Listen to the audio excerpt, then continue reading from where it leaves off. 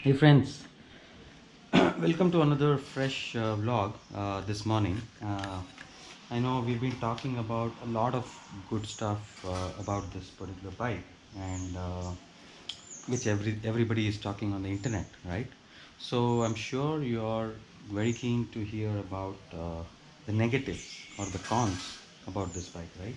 So in today's vlog, we are going to talk about the pros and the cons. So I'm going to point out each one of the pros and cons, and let's take it from there. So I'm going to point out each one of the pros and cons, and let's take it from there. All right. So made a quick cheat to make sure I don't miss out on any of the points. So in terms of pros, right? So we'll start straight away with the overall weight of the bike, right? Overall weight of the bike is 160 kilos, which I would say is a pro for the power the machine generates, which is 20 bhp of power and 20 newton meters of torque, because it's a square engine. So it delivers this linear power output. So that's a pro, to the credit of Ronin. Second one, the pro is it comes with a slip assist clutch. So what's the benefit of slip assist clutch? Your clutch shifts, your gear shifts are going to be really smooth, and your clutch lever is going to be really soft to operate. And bike is, as I said earlier, is really tech loaded, right from the beginning, from the headlamp onwards, right? It's a LED headlamp with your DRL, and in terms of brightness also, we did a night ride and I did show you how it looks in the night, which was really good. And the suspension, right? This is USD suspension from Showa. Showa generally are manufactured in Japan or probably Thailand, is what I know. So yeah, top notch suspension. And yes, the MID display is another pro of this bike, because it has tons of features built into this, including your voice command capability and Bluetooth, etc., etc. Comes with two different riding modes, urban and rain mode. All of those things are the pros to its credit. And adjustable levers, right? Another pro.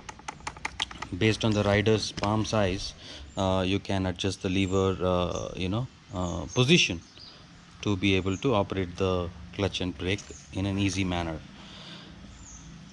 Yes, another pro, the aluminum stock mirrors, which can be adjusted as a portrait or landscape, right? Which not many bikes offer. Ergonomics, right? Ergonomics are really upright, and the foot peg, as you see, is forward set, which provides you a comfortable riding stance, not like a cruiser, not like a cafe racer roadster, but like a proper commuter kind of a stance, right? If this would have been a cruiser, probably this footrest would have been here and the gear would have been here, right? Which is not the case. So this is not a cruiser, right? And brakes, of course, dual channel brakes, offers great bite and braking capability. And power delivery, we already spoke. And the riding pleasure, I've been talking about it, that bike does provide amazing riding pleasure wherever you ride it. Although I've been riding it in running in and maintaining under 4000 rpm at this point. Very linear delivery. And very important thing I want to call out is heat management. The heat management of this bike is really well taken care with respect to way the fins are designed and way the oil cooler is placed, etc. Right, it's really well designed. And gearing is another topic which I would talk about. Definitely a pro on this bike. So the gearing is so well sorted, right? Hardly the bike requires much of gear changes in the traffic. unlike other bikes, right, which require frequent downshifts and all that. That's not the case here. And yes, this has a feature called GTT, glide through technology, where you slot the gear probably second or probably third in the traffic, and you just close the throttle position. Bike still gets some fuel fed into it, so that it just keeps going and doesn't rattle or doesn't shut off on you. That's a good feature, I feel. And another important thing which I wanted to talk about when I spoke about the pros and cons, or when I compared the Hunter and Ronin, is the ground clearance, right? So the ground clearance on this bike is 181 mm versus 151 mm on Hunter. So what does that mean to us, right? If the ground clearance is better, we can do some bit of off-road also. So that's exactly why TVS has provided these block pattern tires, right? So that this bike is a bit off-road capable also. I cannot compare this with the Expulse, but yes, this can do quite a bit of off-road with the kind of setup it has currently. Yes. So these are all the pros of the bike, right? Of course, the sound and all that is definitely a pro. It does sound really good, and seat is very comfortable as well. A lot of pros here.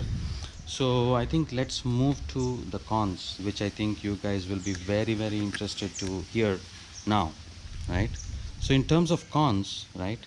So what I believe is, this particular sump guard what has been provided is plastic, right? It is fixed with one screw here, and it latches this way into there's a provision provided where it sits into the two rubbers, like a cantilever sort of a thing, right? So this shakes a bit but doesn't bother at all. But it would have been better if this particular sump guard would have been aluminum or metal made. Could have provided more confidence in terms of overall rideability, etc. So that's one. And if I nitpick, I know many of you might feel that hey, this particular pod is on the left hand side, right? It would have been nice if it would have been in the center, right? Or digital semi analog twin pod system, right?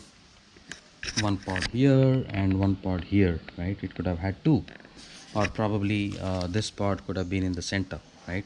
So of nitpick, I will say, although I'm very happy with the way it's positioned, if this is positioned in the center, you would not be able to access the key would probably go somewhere here or here, like the cruisers, right?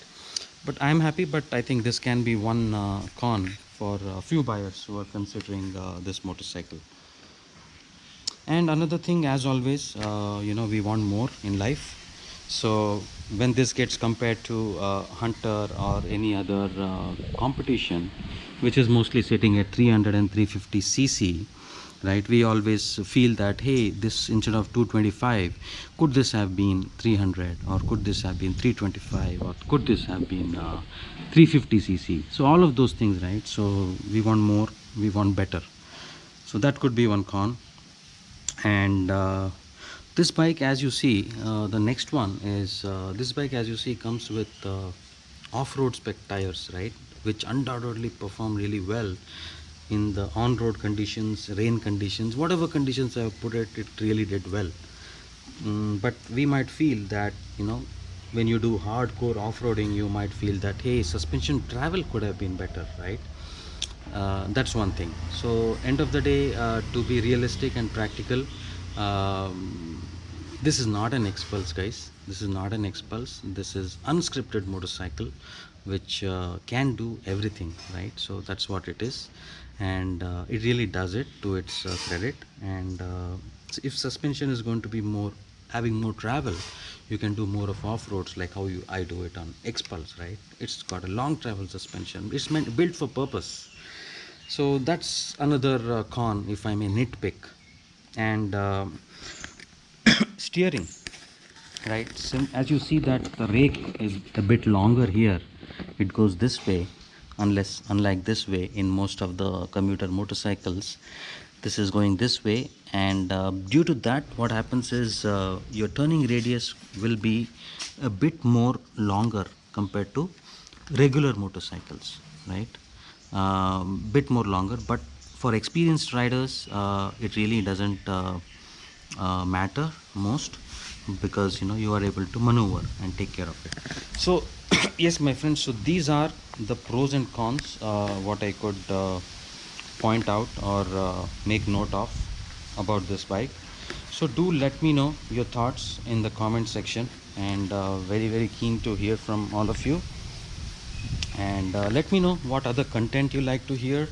A lot of content is lined up on this particular motorcycle as we go, so very happy to get the particular content done for you guys to best of my abilities. And do stay tuned and take care of yourselves. Thank you.